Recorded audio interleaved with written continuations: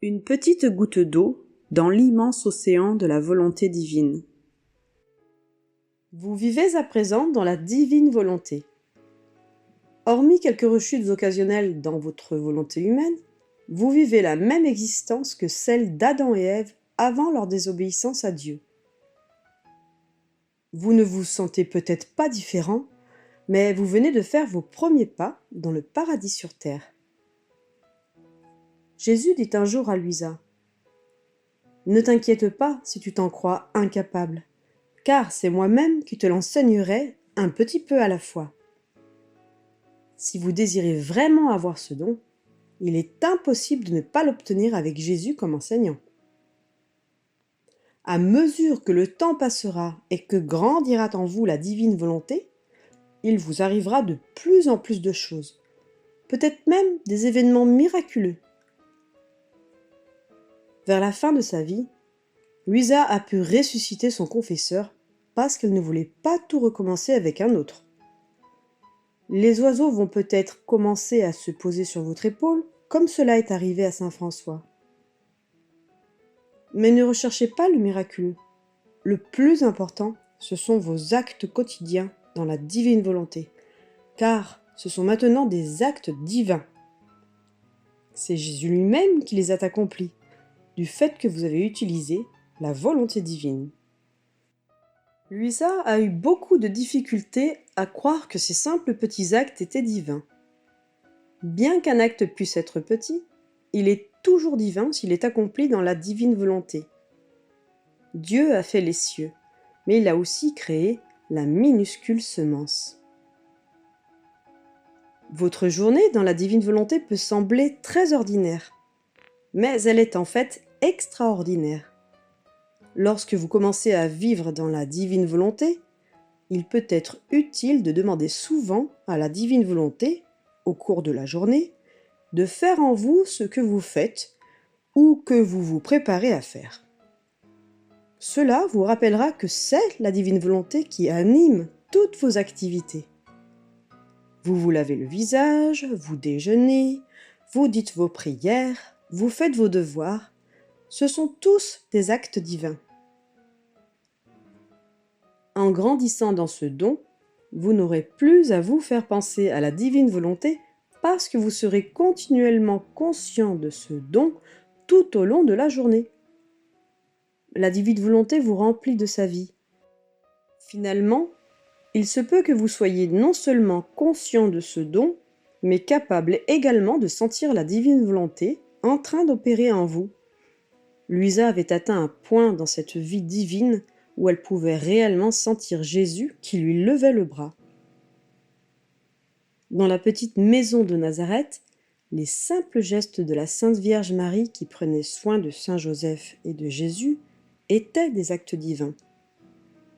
Votre maison deviendra maintenant la petite maison de Nazareth où vous commencerez à vivre la vie divine comme un don de Dieu en accomplissant une infinité d'actes divins à chaque respiration que vous prenez.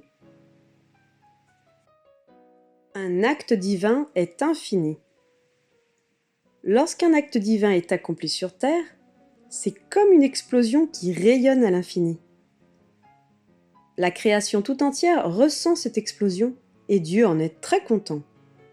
Ces actes divins et infinis se répandent sur tous les peuples de la terre et Dieu le Père voit notre monde d'un œil plus favorable.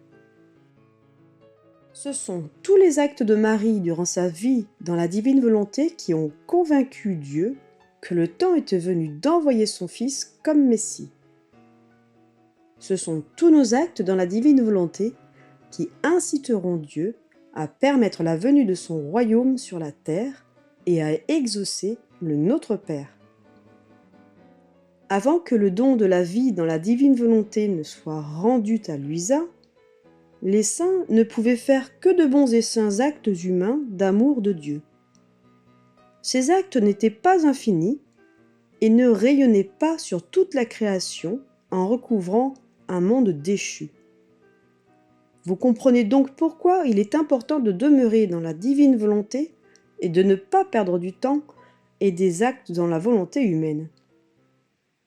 Tout comme pour la venue du Messie, le Père sait exactement combien d'actes il veut que nous accomplissions avant de permettre la venue de son royaume. Lorsque vous accomplissez un acte dans la divine volonté, les anges vont porter cet acte devant le trône du Père.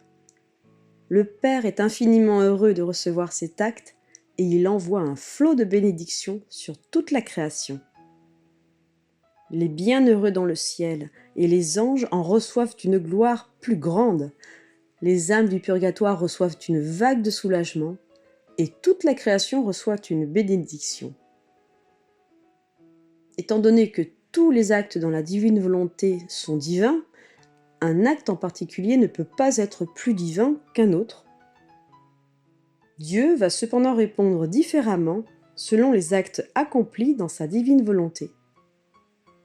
L'acte de faire le ménage dans votre chambre fera que le Père enverra un flot de gloire et de grâce, alors que l'acte de recevoir la Sainte Communion dans la divine volonté fera se déverser un flot de grâce sacramentelle sur toutes les âmes.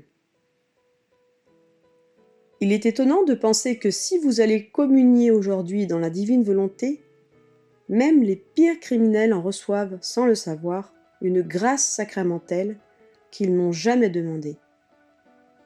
Ils pourraient simplement se réveiller en se sentant un peu moins misérables que la veille, et sans comprendre pourquoi. Mais il revient cependant à chacun de répondre à la grâce reçue. Au début, beaucoup ne vont pas y répondre car ils sont pris dans leur vie de péché.